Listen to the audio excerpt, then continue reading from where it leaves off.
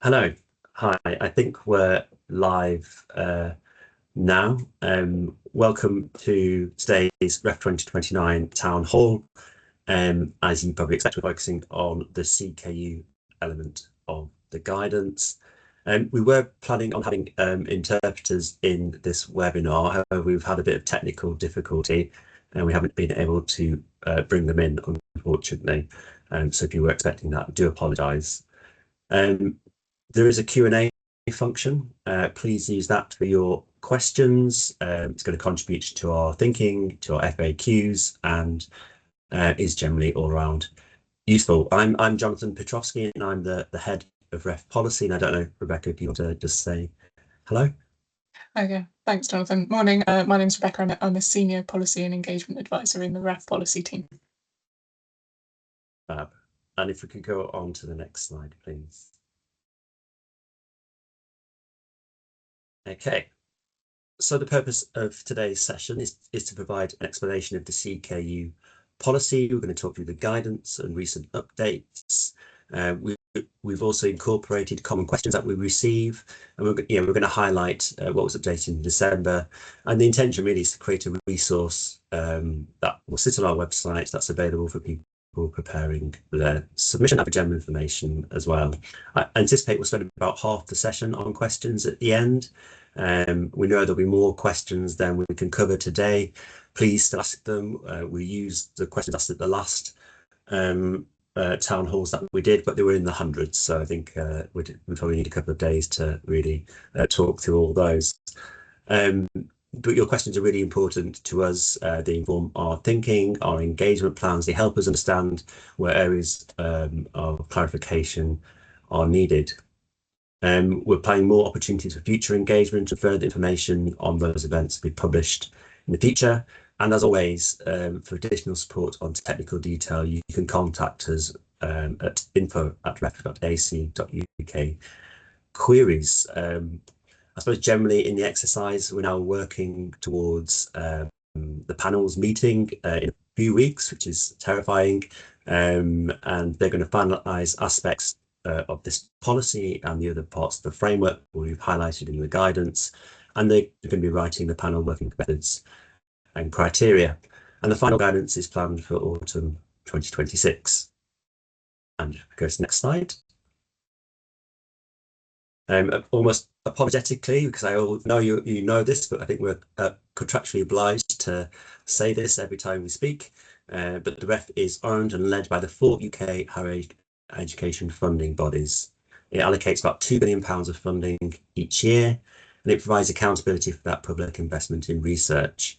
And it continually evolves in each iteration alongside our research base. And really importantly, because of that association with funding, inevitably drives behaviour, and it's a really important policy instrument across the UK.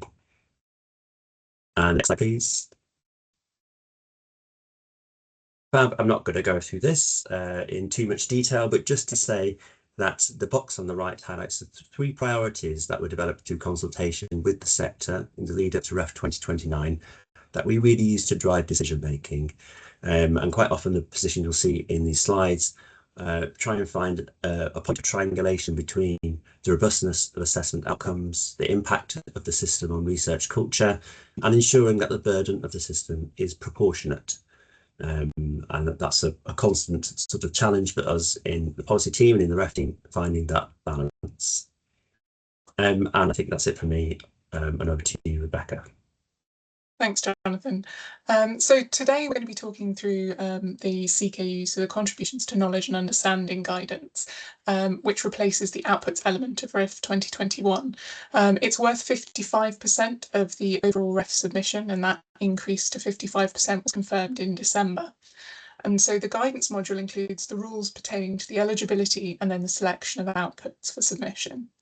So, as we mentioned, the guidance was initially published in June 2025 and updated in December of last year.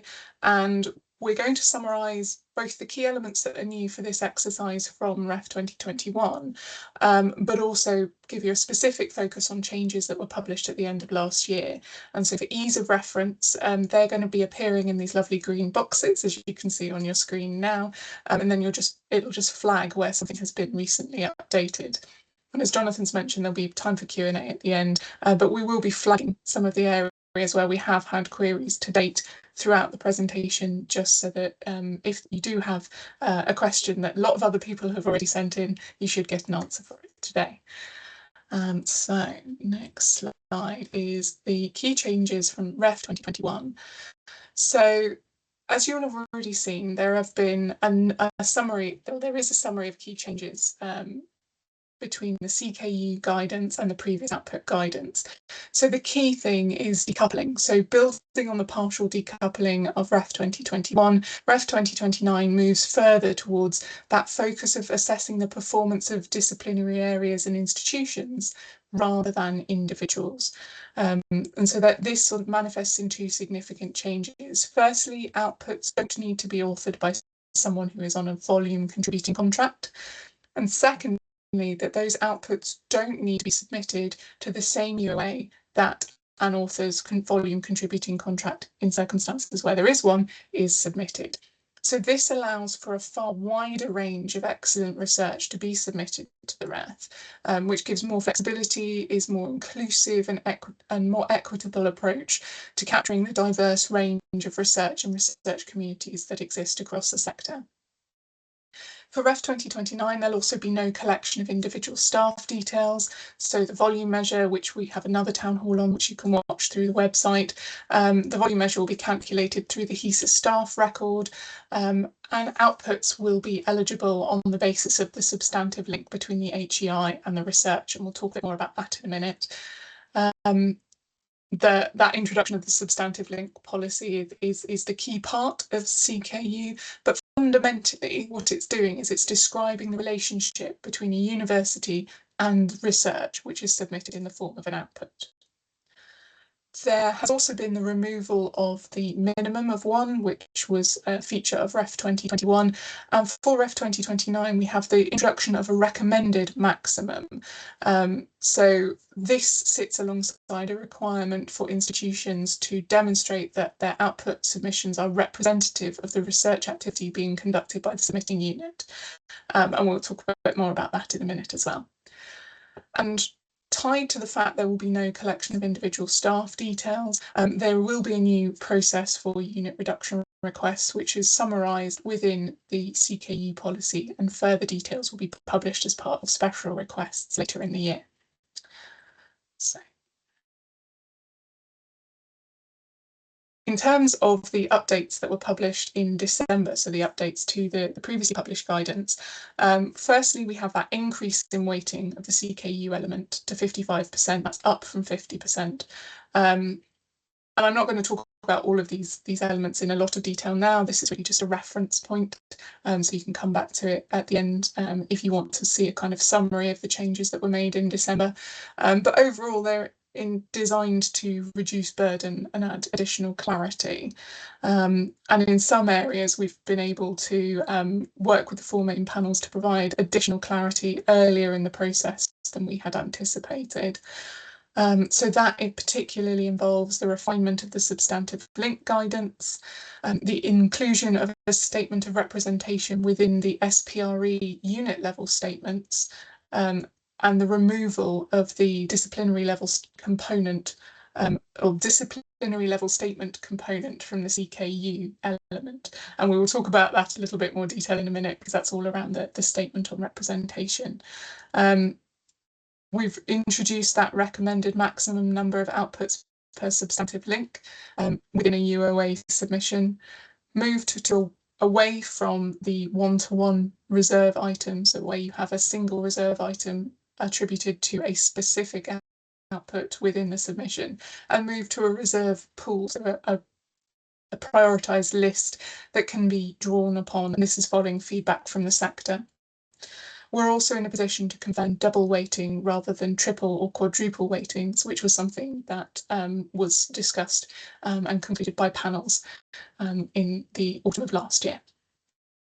So that's a summary of the key changes, and now I can hand over to you, Jonathan, to talk about eligible outputs. Say very happily, yes. So I think that so I think this is all in the context of decoupling individual staff members and outputs in the exercise, and that introduction of substantive link, which is kind of a key element for REF 2029. And overall, it's intended to support flexibility of institutions and how they build their portfolio of outputs for submission. But in terms of eligible outputs, HEIs must decide which outputs to select for submission, and it must be in accordance with this guidance and the institution's code of practice. The number of outputs required in a submission, as you probably know, is determined by multiplying the volume measure by 2.5 at DOA level. That result is then rounded to the nearest whole number, with 0.5 results rounded up. And the full detail of that is in the volume measure guidance, so please have a look if you want more information about that. Joint and multiple submissions will continue to be supported in REF 2029, and full policy and process will be published in due course. So yes, that slide. So some of the core requirements of eligible outputs. Each submitted output must be the product of research, defined as a process of investigation leading to new insights effectively shared. It needs to fall within the appropriate window between the 1st of January 2021 to 31st of December 2028, and it needs to be brought into the public domain during that period, or if it's a confidential report, lodged with the body to whom it is confidential during that period. It needs to have a substantive link to the HEI making the submission, and it needs to fall for outputs that are in scope of the open access policy. It needs to meet the overall requirements of that policy. Thank you. So a substantive link, as I said, is a key concept and position within REF 2029. And really what it does is describe the relationship between an HEI and the research submitted in the form of an output. An HEI must have enabled the research leading to an output that's first made publicly available during the output eligibility period. And a substantive link must be evidenced through an eligible employment relationship with an author or equivalent who has made a significant research contribution to the output.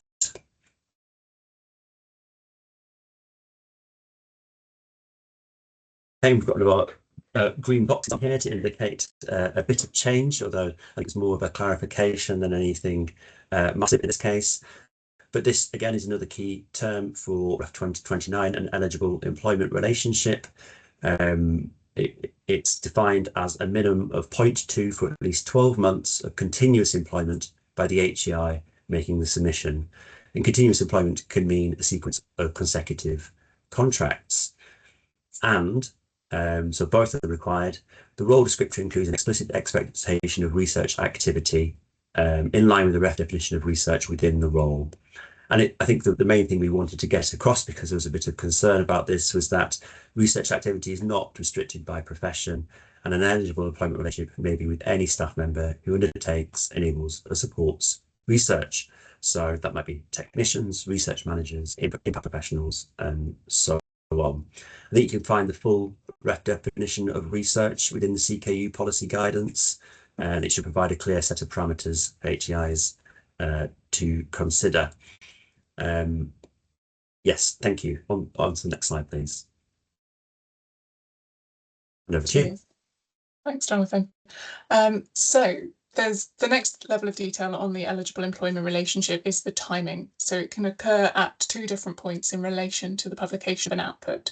So firstly, it might occur at the point at which the submitted output was first made publicly available.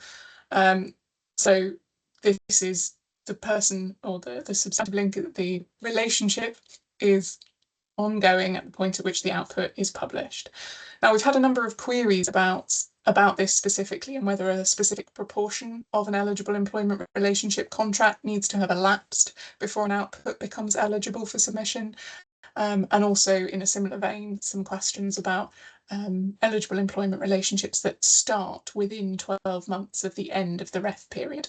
So I'd like to emphasise now that outputs published at any point during an eligible employment relationship are eligible for submission. So from day one of that eligible employment relationship commencing, outputs published by that staff member are eligible to submit. So if that contract starts within 12 months of the end of the ref period, as long as that contract is an eligible employment relationship and it is anticipated to be for the full 12 months at point 2 with an expectation of research activity, outputs published will be eligible for submission. We have also had queries about how that fits with the earlier statement that Jonathan just flagged, that an HEI must have enabled the research leading to an output that is first made publicly available during the eligibility period. And we had explored, and I think we've talked about this before, including an additional evidence requirement to support or to evidence that the institution had supported that output's publication.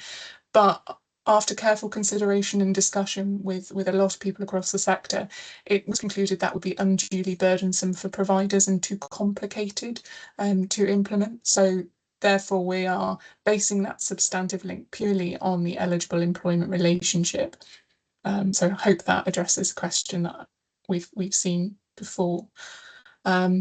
Also, in the same vein as previous questions that I know are popular, we have had a number of questions regarding preprints as opposed to final formats of outputs. And so I just want to flag here that as with Ref 2021, where a preprint has appeared before, so it's been published early online or pre-published online before 2021, and importantly, not submitted to Ref 2021, and it's then subsequently been published in its final form within the Ref 2029 eligibility window. If a substantive link can be established, then that output is relevant for submission, regardless of the existence of an early online version or if it had been pre-published. And we are conscious that additional guidance on this would be useful, so we'll do some work to ensure that it's clear and readily available in the future.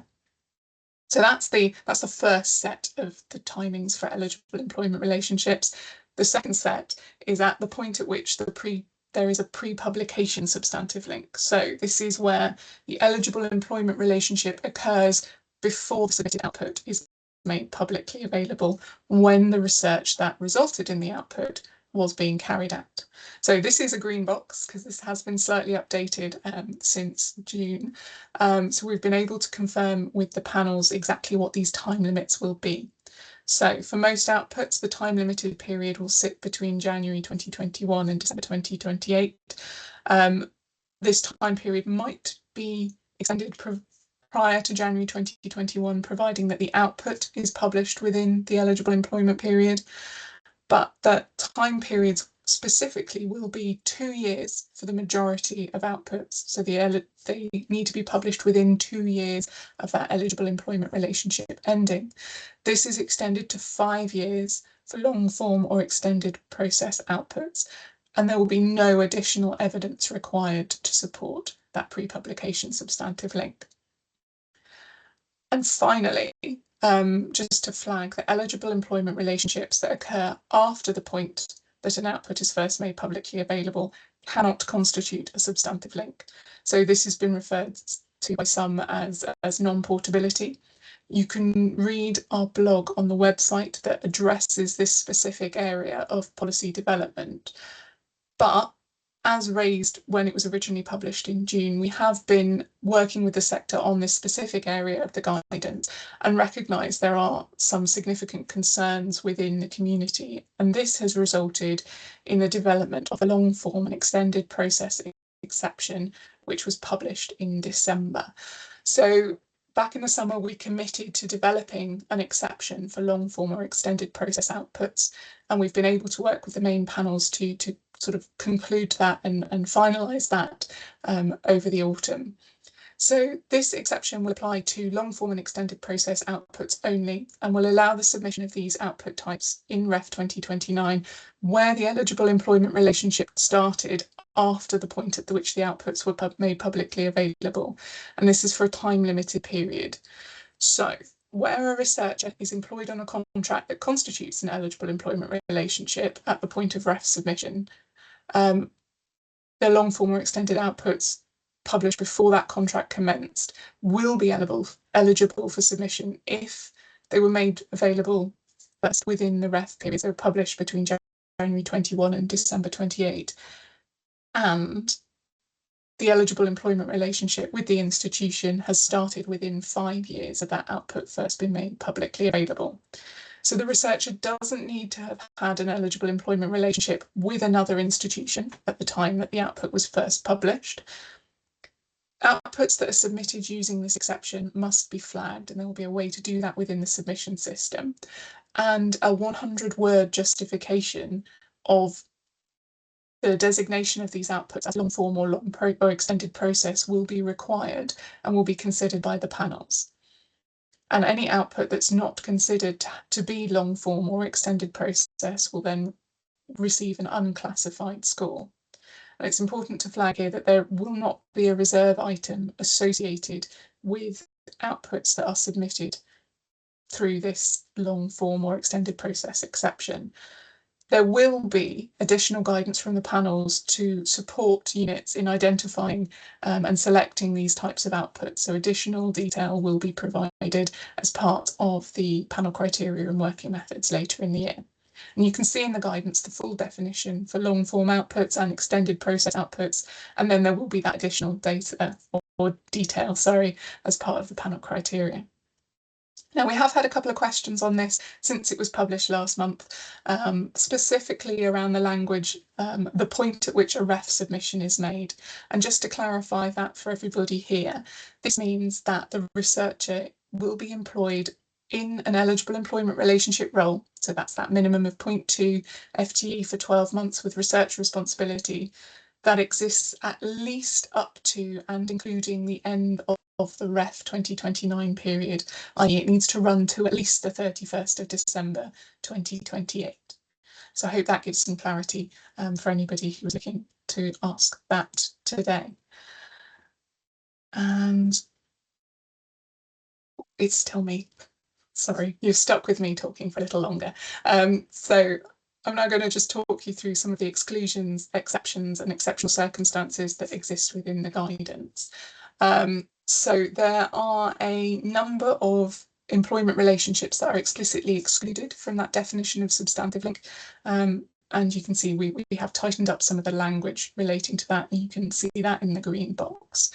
So outputs where the sole connection to the HEI is via an author from from a number of groups are not eligible for submission. So this is postgraduate research students, visiting or honorary staff, teaching only staff, and any individuals who are employed on contracts without an explicit expectation of research within the job role.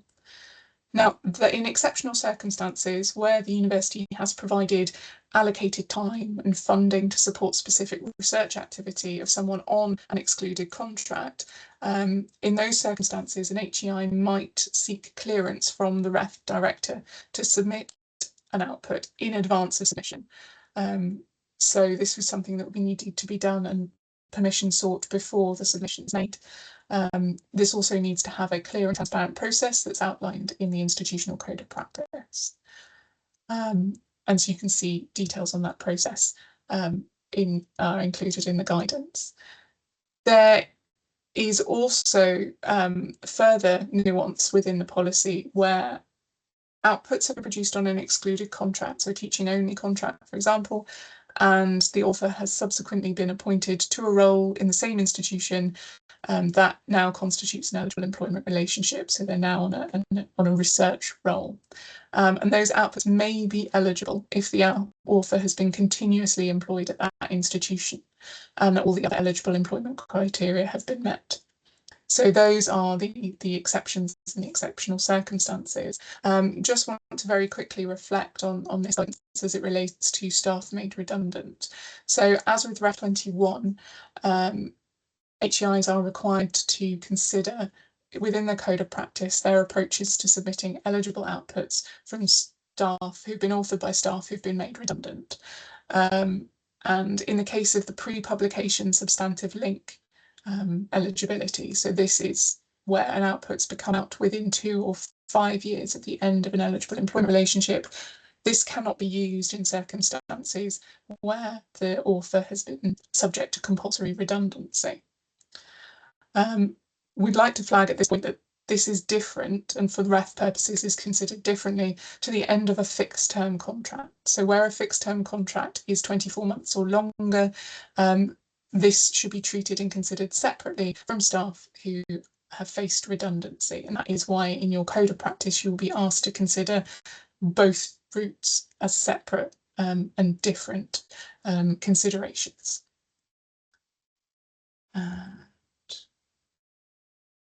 Now I shall hand over to you, Jonathan. Fabulous. I imagine it's a lot of talking, so I'll take over for a bit. Yeah, so focusing now on representative submissions. So this is a policy area that's been developed for REF 2029. It was outlined in the initial decisions, or the intention was, and I guess it's been developed further from that original point. It's been developed in the context of a decoupled framework and the kind of shift to institutional assessment. And after engagement and with the sector and with ref panels, an update in the December publication is that we've introduced a recommended maximum of 5 outputs per substantive link at UOA level. And the aim is to provide kind of guardrails to support the statement of representation. Again, as part of some of the changes that took place in December with the removal of the discipline level statements, actually the statements of representation now form part of the SPRE element of submissions, and further guidance about how they'll be used in assessment will be published following the criteria phase meetings. But the expectation is still that submissions include the highest quality research across all the disciplines in which an HEI is active. So the submission should be representative, therefore, of the research undertaken by the submitting unit during the ref period. And this should reflect the range of research activity in the unit of assessment. And it's intended to mitigate concerns that full decoupling can lead to underrepresentation of different research areas and groups. So the sort of reintroduced element, or slightly adapted and reintroduced, is a recommended maximum. So the expectation is that no more than 5 outputs are associated with a single substantive link within a submission at UOA level. And where that number is exceeded, the submitting unit should explain the rationale within the statement of representation. And it's intended to support HEIs and to ensure that submissions are representative of the research. And I think we've kind of had a few people asking questions about this element of the policy, so we thought we'd spend a bit of time talking about that. So in cases where units have the option of multiple substantive links to an output to choose from to put in their submission, they've got a free choice of which they choose to record. The work to be an EDI analysis conducted on the substantive links used. However, obviously the process for selecting outputs for submission should be subject to an EIA by the institution as per the processes in the code of practice. So it's important to restate that this is a unit level, unit specific maximum, and the expectation of those no more than 5 outputs operate at a unit of assessment level. It means that a substantive link, while that sort of recommended maximum unit of assessment, it may occur in submissions into other units of assessment, and that there is no cap or analysis on that. Where it's exceeded, as I said, there's that rationale provided, and the panels will say more about that. So there isn't a hard maximum as used in REF 2021, and there's a degree of flexibility. I suppose the other thing we're intending to do to kind of support panels is to provide analysis of the occurrence of individual substantive links and their distribution across disciplines that we will generate from submission data. And it's really, those will be reused as a point of reference in the assessment of the wider unit level statement within SPRE, and they'll provide contextual information and evidence of implementation of strategy. I think the next slide, please. So this is unchanged from the previous publication in kind of like the definition and what we're looking for. It's important to say that there's a bit more associated kind of guidance in the SPRE guidance that's been published. As part of the SPRE unit level statement, units will be asked to discuss the extent to which output pools and the associated reserve list is representative of the research activity undertaken by the submitting unit during the REF period and within their statement of representation. It's going to provide that rationale where the maximum of 5 outputs is exceeded for a single substantive link, and it'll have to discuss any areas of research activity that are not represented in the outputs. And I suppose in terms of how it will be used, there'll be more information developed with the panels, but it's going to be read by the panels alongside context and strategy elements of the SPRE submissions, and it'll support the judgment on the extent the claims made are supported by the representative submissions. It will be used by panels as part of their assessment or to inform their assessment of the SPRE element submissions. It's not going to be directly scored, which is an important change, and it will be that point of reference in SPRE assessment. I think that covers everything I wanted to say on there. Thank you. So moving on to significant research contribution, no change here, but in case of multi-authored outputs, it may be necessary to demonstrate that a significant research contribution was made by an author with an eligible employment relationship to the HEI. It's anticipated that the approach to demonstrating significant research contribution will broadly align with the approach used in 2021, but we'll be working with panels to develop what that looks like and what their expectations are, and I suppose as with 2021 whether there's any disciplinary variation in that. Over to you, Rebecca. Cheers. Right, so there's no green box on this one, so I shall whip through it very quickly. So this is assigning outputs to UOAs. So as I mentioned before, with decoupling in Ref 29, where an author's contract, if they have a volume contributing contract, has been associated with a specific UOA, there is no requirement for their outputs to be submitted to that same UOA if they meaningfully align with a different UOA. Now, HEIs are responsible for mapping their outputs to UOAs to which they feel that they are most appropriately associated. So this will involve careful consideration of the content, subject matters, the UOA descriptors, and the overall research strategy of the institution. Now, an output can't be included more than once within the same UOA at the same institution. However, it can be included in the submission to multiple UOAs at the same institution if it meaningfully aligns with the disciplinary areas defined in each of the UOA's descriptors. So there is a greater level of flexibility available within this REF exercise. It's important to flag that an output will be assessed separately in each UOA, and it may result in different assessment grades being given to in each of the UOAs. Which is worth being aware of. I'll just change the slide here because then we can move on to talk about interdisciplinary research. This again is also unchanged from June. Just to reiterate that REF encourages the submission of interdisciplinary and transdisciplinary outputs. No IDR flag will be used in this exercise though, because the feedback from REF 21 indicated that this wasn't an effective tool for assessing interdisciplinary research. So as I've just mentioned, outputs can be submitted to multiple UOAs at the same institution where there is that intellectual relationship with multiple UOAs, and the UOA descriptors, which will be refined and published after the criteria phase, are intended to be sufficiently broad to support interdisciplinary and transdisciplinary outputs.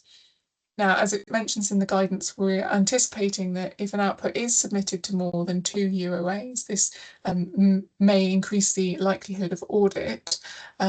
However, I just wanted to flag here, because there have been some queries about the use of cross-referral in Ref 29, and just to reiterate that cross-referral is still a very valuable and useful tool, and will be used as part of the Ref 2029 process, and further details will be published after the criteria phase. I think this might be one of the last of the green boxes now to talk about. So we've got two boxes on this slide. The first relating to reserve lists, the second related to multiple weighting. So just to flag, as with previous exercises, HEIs will have the opportunities to submit reserve outputs to this ref.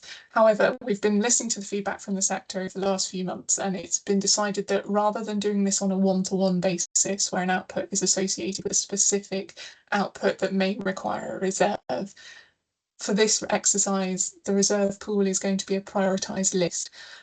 So in situations where a reserve output is required, the one at the top of the list will be assessed. So this might be in cases where an output publication has been delayed, and it hasn't been published by the 31st of December 2028, in which case a reserve item will be assessed. And similarly, in cases of multiple weighting, where that multiple weighting is not approved, then a reserve item from the top of the list will be considered. Now, in terms of multiple weighting, you will have seen in the guidance published last year that we were considering triple and quadruple weighting alongside the double weighting that was available in previous exercises. So after working with the panels, it's been concluded that double weighting alone will be offered for this exercise. And so there's just that update, removing that reference to triple and quadruple weighting. So it looks as it did for previous exercises where double weighting is available.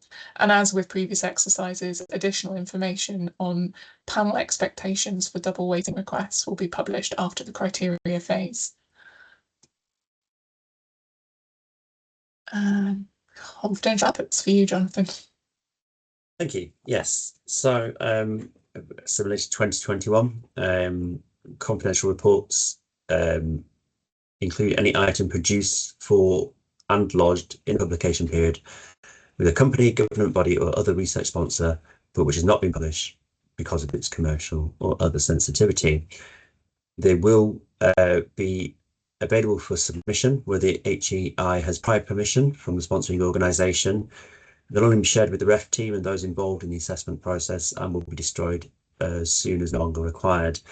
They will not be listed as part of the published submissions. More information on how to do this will be published with a forthcoming special request policy and process. That's an easy one. That leads nicely into unit reduction requests, where additional detail will also be published as part of the special request element to be published later in the process. But just to very quickly summarise, in exceptional circumstances, institutions may submit a request to reduce the number of outputs submitted to a UOA, but these requests need to meet the following criteria. Firstly, that it's exceptional circumstances that were unforeseen and outside the institution's control.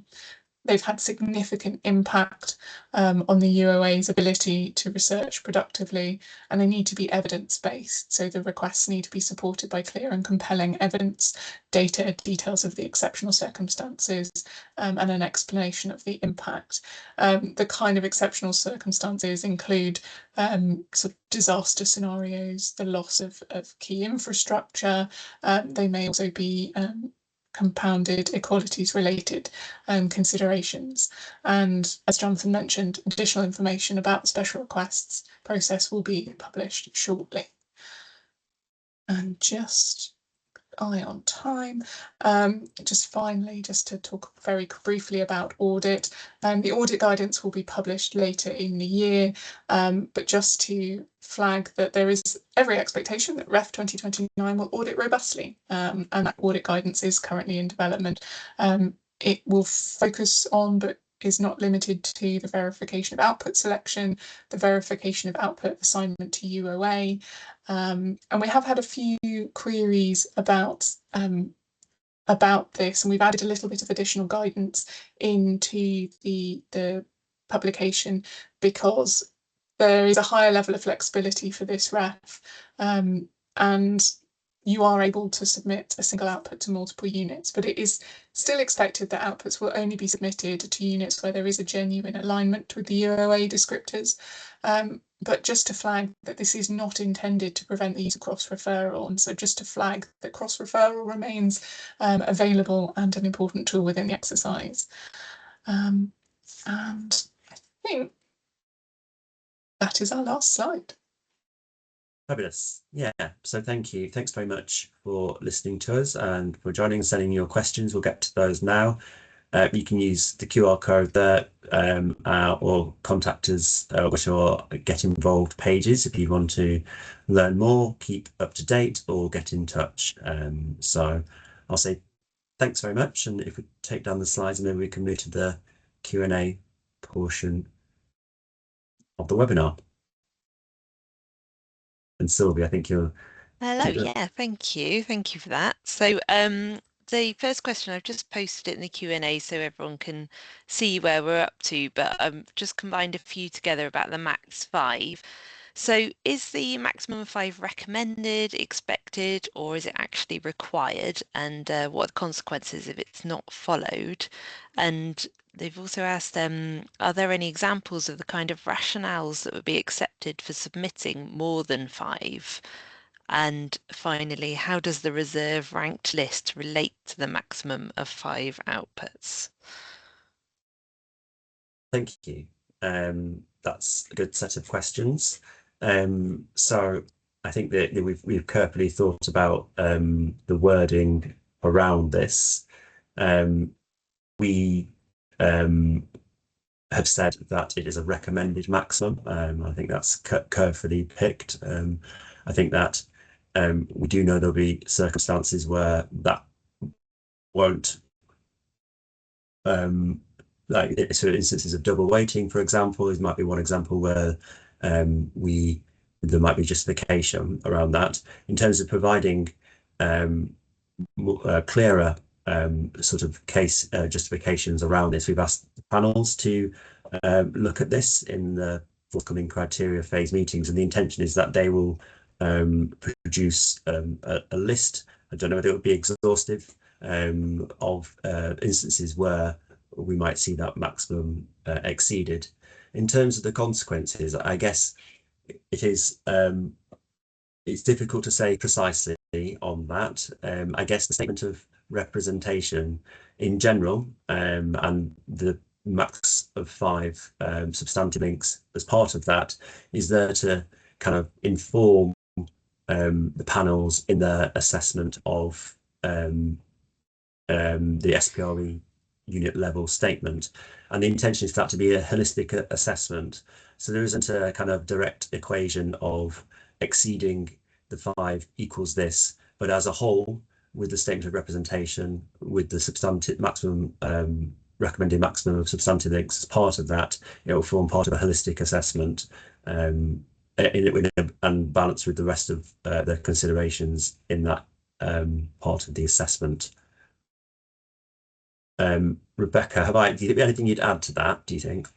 Not very much at all, just around the inclusion of the reserve ranked list in that discussion, because that is, there are obviously some very clear reasons why you may exceed your recommended 5 if you know, for example, you are submitting 2 double weighted outputs associated with the same substantive link. They may well have other outputs that you choose to put in the reserve pool that bring them up to 7 overall, and that simply needs to be explained within the statement of representation. So it's just in that it could be as simple as that, that you know that someone's pending output might not be published in time, and so they've got an alternative that you've chosen to include near the top of your reserve list. So it's not intended to catch people out. It's intended to provide you with a sort of guardrail guidance for the kind of things that you might address within your statement on representation.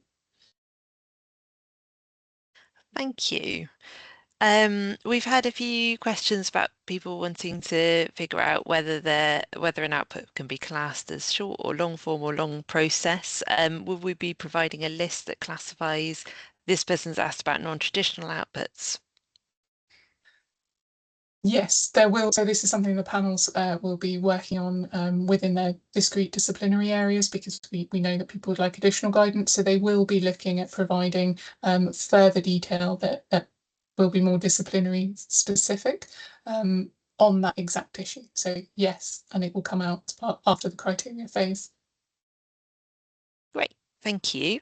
And the next question was, what happens to an output submitted to UOA where the panel decide it doesn't belong there? Does it get unclassified or cross-referred? What happens?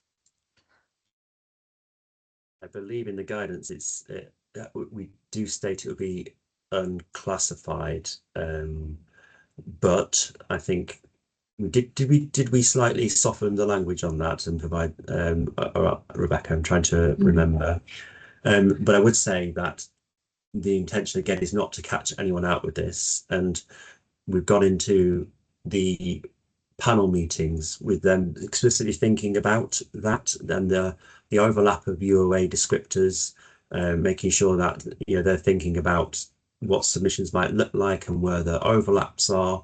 So I think we want to try and create certainty and clarity for the sector through those UOA descriptors. But I think that particular measure, the unclassified score, is I mean, I guess it's where there is no fit, and it's a very tenuous kind of link, I would say. I don't know if you'd add anything, Rebecca.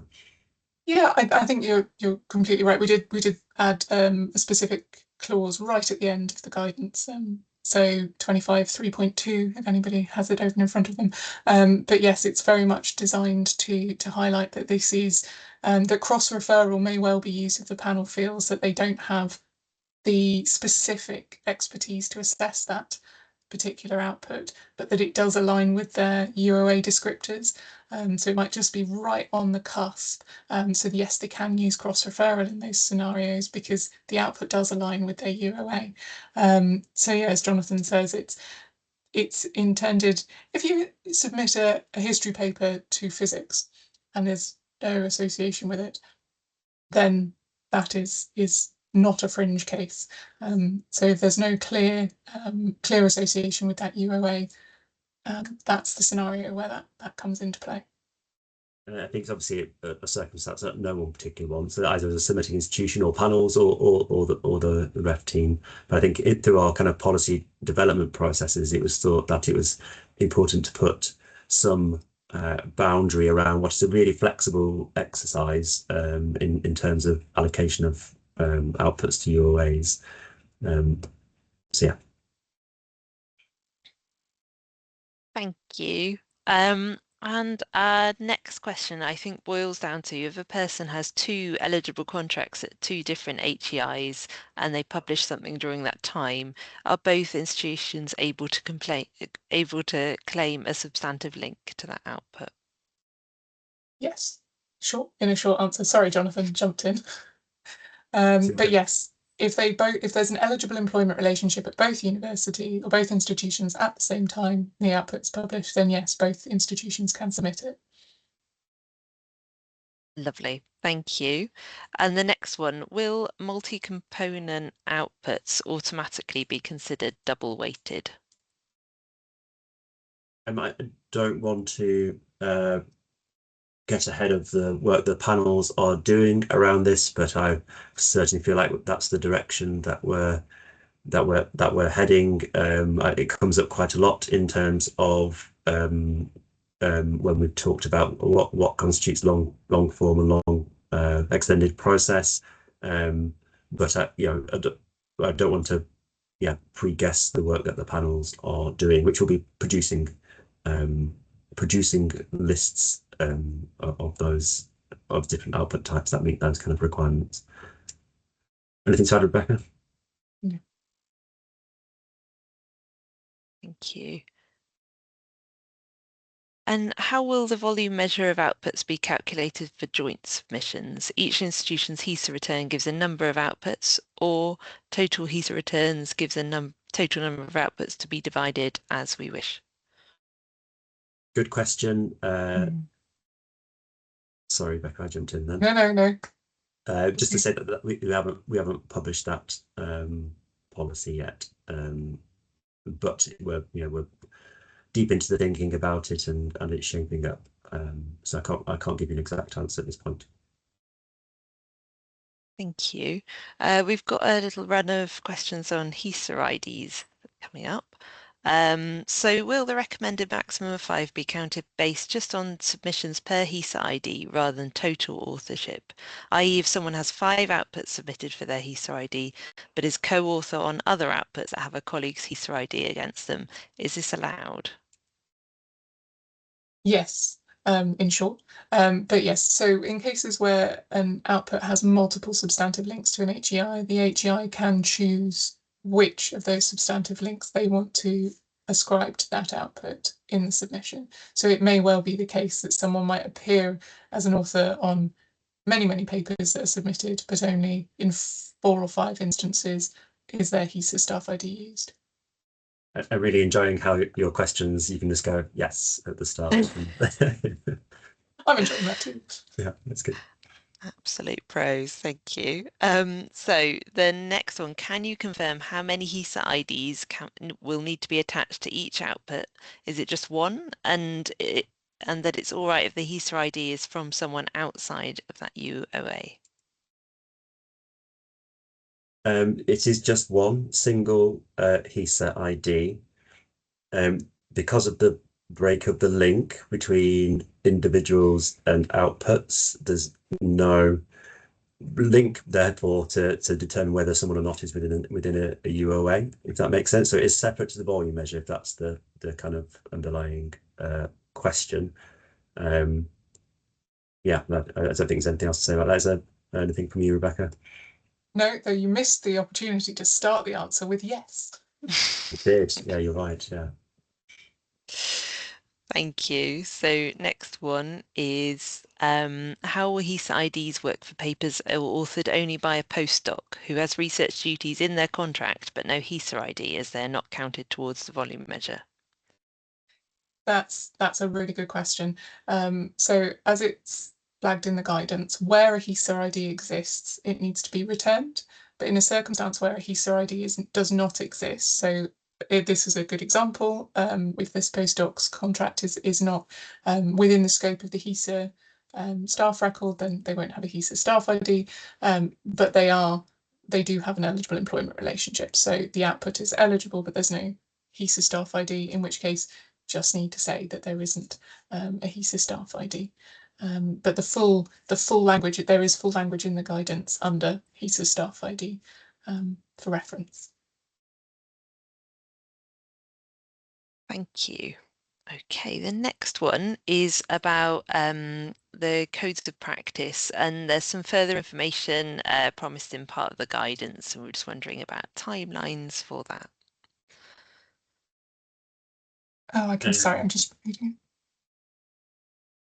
Sorry, Jonathan. Go on, Rebecca. I haven't got the questions in front of me, so. No, so it looks like the sentence that's been quoted in the question would have been part of the original Code of Practice guidance as it was published before the CKU guidance was initially published. So the line, a subsequent policy module will set out guidance in relation to output selection. That guidance has now been published. The key requirements are now included in the Code of Practice guidance, so there is no change expected to the Code of Practice guidance that's published on the website currently. So I would flag you can download it as a PDF. Please make sure you are referring, if you're using a PDF version of the Code of Practice guidance, please make sure you are using one that has been updated. It has not been updated in the last 6 months, I don't think. Slightly. Wording has changed, hasn't it? So, very Changed slightly. the dates. Statement of representation as well, I think. Was there a slight wording in there around that? But yeah, no, that's the output selection element of the Code of Practice is there, and yeah.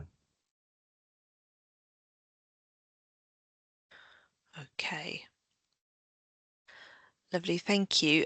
We've had a few questions where people raising concerns about how, in the context of redundancies in the sectors and how non-portability is affecting people there. Alongside with the concerns around that, we've also had a question about how that would be considered if it was a compulsory redundancy, basically how that would be audited. Good. So compulsory Question. redundancy is really like a really small point in that it has to be recorded in the HISA records. So that's how that would be audited. But then I can go back in the box. Yeah, I mean, I think on non-portability, more generally, I think that we did put a lot of time, thought, and engagement into this particular position, and it was one of the toughest parts, I'd say, in kind of resolving it so far in the exercise. We did try and provide a full account of our rationale on the REF website under the resources section in a blog around the landscape of portability for the exercise. I think some of the key points in there's that the REF assesses organisations and not people. And that really does tie the exercise into its purposes of allocating block grant funding, which doesn't go directly to individuals, but to institutions as a whole, and provide accountability for that investment. So how has the institution supported excellence? And I guess when we've in previous evaluations of the exercise, it's always been flagged that the REF has undue kind of influence on people's careers, and I guess that's quite a difficult on some people's careers, it should be said, and that is quite a difficult thing to kind of relate into an institutional level assessment. And the aim of decoupling was to kind of move away from those kind of impacts and incentives that the REF can create around careers and focus on institutions rather than individuals. And this time staff aren't submitted to the exercise. It's about how the institution has supported excellence. And I guess there's with the move to non-portability, it puts everyone in the same kind of boat. There aren't some people who are advantaged over others. I think that there are inbuilt biases and inequalities in the system. And actually, the question that we struggled with was, does portability just reinforce those existing kind of inequalities? But there was no perfect answer. And I think we kind of need that, and it took us a long time to kind of work our way through really strongly held different opinions around this. I think overall we're keen to emphasize is that your research is your research, your CV is still your CV, and whether or not the REF as part of that, it really shouldn't, I suppose, in principle. And it should. We hope that it creates a more level playing field in many respects. So I guess that's the broad rationale. Don't know if you'd add anything, Rebecca, to that. No, I think just to reiterate that it has been a very complicated discussion, and there is no single view within the sector, and so the sort of the resultant policy has been quite a careful balance of all the different considerations in a time that we are aware is difficult. So yeah, there's nothing more I'd add, I think. Thank you so much. I think that's all the time we have for questions today, but we really appreciate everything you've put in, and it is really helpful to us. We will be posting a recording of the session today on our website. There's the resources tab where you can view all of our recorded town halls. We've got 2 more coming up over the next 2 weeks, covering the engagement and impact town hall and the SPRE guidance. So look forward to seeing you there and taking your questions. Thank you. Thanks, everyone. Thank you.